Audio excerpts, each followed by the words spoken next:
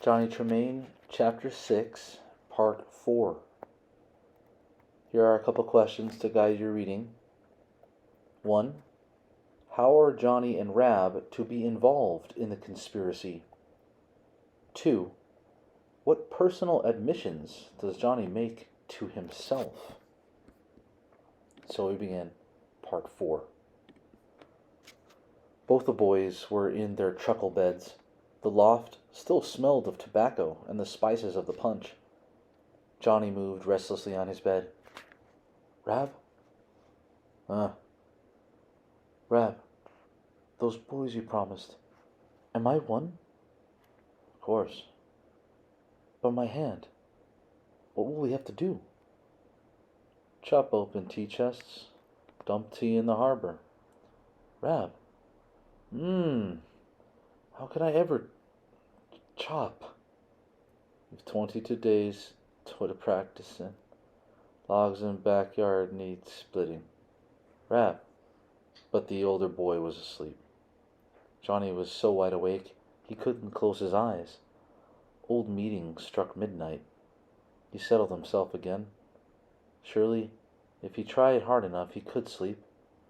He was thinking of those tea-ships, the Dartmouth, the Eleanor, the Beaver.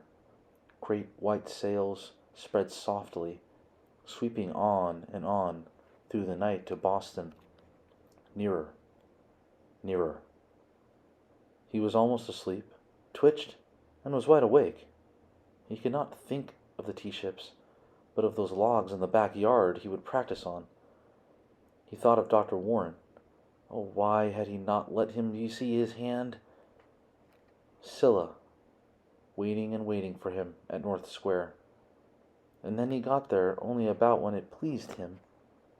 He loved Scylla. She and Rab were the best friends he had ever had. Why was he mean to her? He couldn't think. He would take an axe in his left hand and chop, chop, chop. So he fell asleep. Something large and white was looming up over him, about to run him down. He struggled awake, sat up, and found he was sweating. It was the great sails of the tea-ships. From the bed next to him, he heard the soft, slow breathing of the older boy. So much more involved than Johnny in the brewing storm. Rab had been able to drop off immediately. Somehow, Johnny must draw into himself something of Rab's calm, his nerveless strength. He began to breathe in unison with the sleeping boy, so slowly, so softly.